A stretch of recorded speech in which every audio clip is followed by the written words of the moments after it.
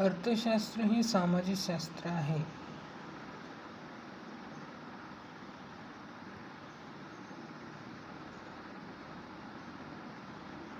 अर्थशास्त्र हे सामाजिक शास्त्र आहे. अर्थशास्त्र हा शब्द मूळ ग्रीक शब्द आयकोनोमिया यापासून आलेला आहे. याचा अर्थ कौटुंबिक व्यवस्थापन करणे असा होतो. पॉल सॅम्युएल्सन यांनी अर्थशास्त्राचे वर्णन सामाजिक शास्त्राची राणी असे केलेले आहे. अर्थशास्त्र हे मानवाच्या आर्थिक वर्तणुकीच्या अभ्यासाशी निगडीत आहे. या शास्त्रातून मानव आपल्या अमर्याद गरजा मर्यादित साधनांद्वारे कशा प्रकारे पूर्ण करतो हे याद्वारे या अर्थशास्त्रामध्ये सांगितलेले जाते. कौटिल्य यांच्या मते अर्थशास्त्र म्हणजे संपत्तीशास्त्र आणि विज्ञान. संपत्ती आणि शास्त्र म्हणजे विज्ञान. म्हणूनच अर्थशास्त्र म्हणजे संपत्तीचे संपादन आणि व्यवस्थापन. मूलक कौटिल्य यांच्या अर्थशास्त्र हा राजकीय अर्थव्यवस्थेतील व्यापक ग्रंथ आहे.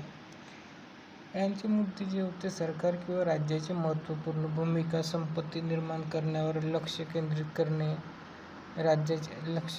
करून राज्याचे कल्याण करणे, सुशासनासाठी कार्यक्षम प्रशासन यंत्रणेची आवश्यकता असणे, अर्थशास्त्रामध्ये राजकीय संकल्पनांचे संकलन करणे, हे विविध मुद्दे यांनी मांडलेले आहेत. तुम्हाला माहीत आहे का, अर्थशास्त्र हे मौर्य कालखंडातील एक महान राजकारणी, तत्त्वज्ञानी, अर्थशास्त्रज्ञ व राजकीय सल्लागार होते. कोणाचे? चंद्रगुप्त मौर्याचे. तसेच त्यांना चाणक्य किंवा विष्णुगुप्त म्हणून ओळखले जाते. यांचे दोन चाणक्य आणि विष्णुगुप्त आहेत. त्यांनी प्राचीन भारतातील अर्थव्यवस्थेवर अर्थशास्त्र हा राजकीय ग्रंथ लिहिलेला आहे. अर्थशास्त्राची व्याख्या. ॲडम स्मिथ यांचे संबंधित अर्थशास्त्र. ॲडम स्मिथ यांनी म्हटले, ॲडम स्मिथ यांना सनातनवादी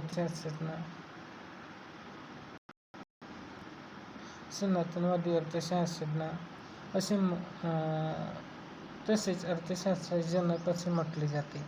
त्यांनी अर्थशास्त्रीय संपत्तीविषयी व्याख्या 1776 मध्ये प्रकाशित केलेल्या राष्ट्राची संपत्ती म्हणजे an inquiry into the nature and causes of the wealth of nation या ग्रंथात यांनी मांडली. यांच्या मते अर्थशास्त्र हे संपत्तीचे शास्त्र आहे.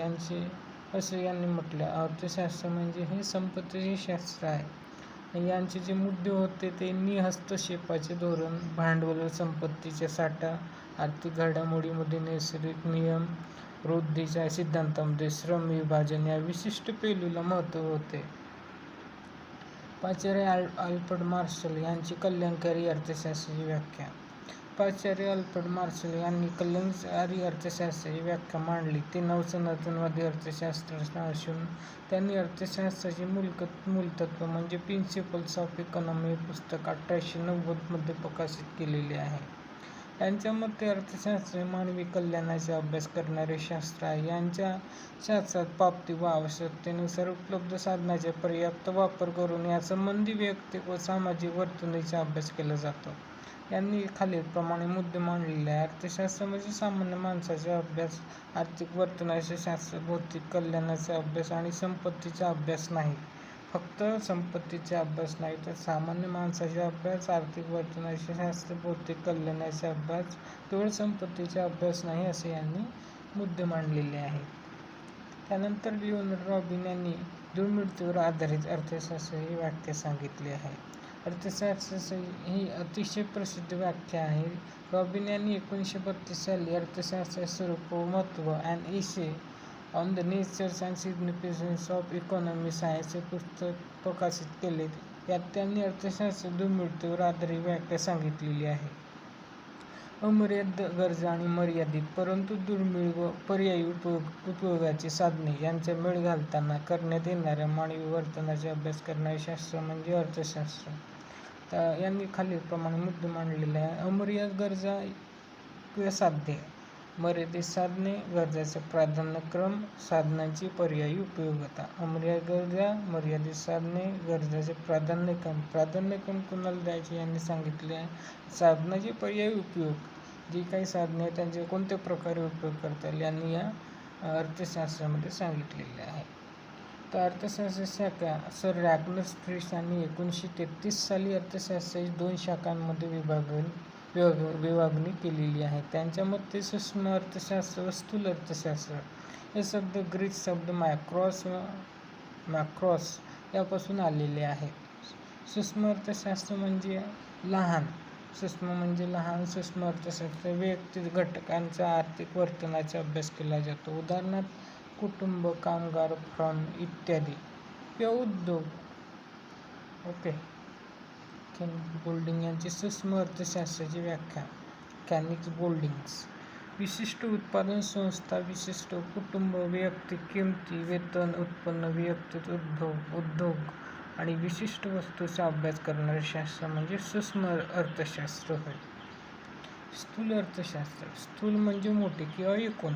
स्थूल अर्थशास्त्रामध्ये एकूण घटकांचा म्हणजे एकूण रोजगार, राष्ट्रीय उत्पन्न, एकूण गुंतवणूक, एकूण बचत, एकूण उपभोग, एकूण पुरवठा व एकूण मागणी, सामान्य किमती पातळीच्या इत्यादीचा समावेश यामध्ये केलेला जातो म्हणजे स्थूल अर्थशास्त्र.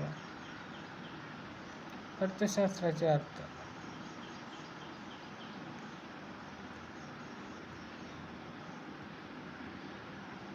स्थूल अर्थशास्त्राची मूलभूत संकल्पना. राष्ट्रीय उत्पन्न.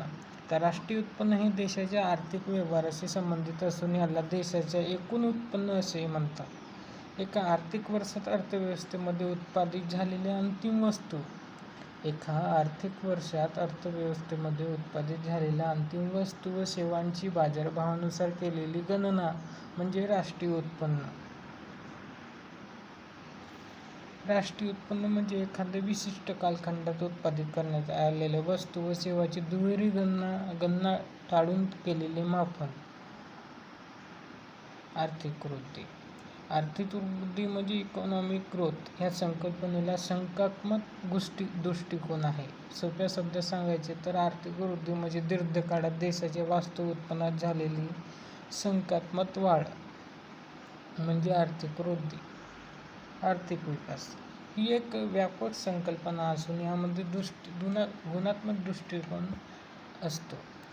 आर्थिक वृद्धीसोबत मानवाच्या कल्याणासाठी आवश्यक असणाऱ्या घटकांमध्ये गुणात्मक बदल घडवून आणणे म्हणजे आर्थिक विकास. उदाहरणार्थ शिक्षण, आरोग्य इत्यादी.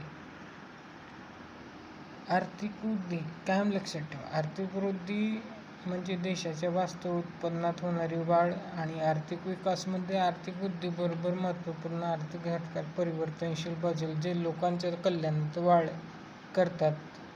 आणि ही संकल्पना संकुचित व संख्यात्मक आहे. आर्थिक विकास ही संकल्पना व्यापक व गुणात्मक आहे आणि आर्थिक वृद्धी ही विकासाशिवाय शक्य नाही आणि आर्थिक विकास हा आर्थिक वृद्धीशिवाय शक्य नाही. आर्थिक वृद्धी ही एकांगी संकल्पना आहे आणि आर्थिक विकास ही सर्वसमावेशक संकल्पना आहे. आर्थिक वृद्धी ही राष्ट्रीय उत्पन्न व दरडोई उत्पन्न याद्वारे मोजली जाते आणि आर्थिक विकास हा कृषी उत्पादकता, औद्योगिक उत्पादकता, जीवनमान दर्जा इत्यादीद्वारे मोजणी याद्वारे करण्यात येते. अर्थशास्त्राच्या बाबतीत पुढील विधाने लागू होतात. अर्थशास्त्र हे एक सामाजिक शास्त्र आहे.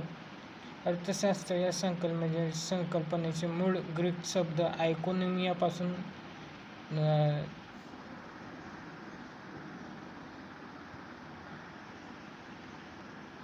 अर्थशास्त्र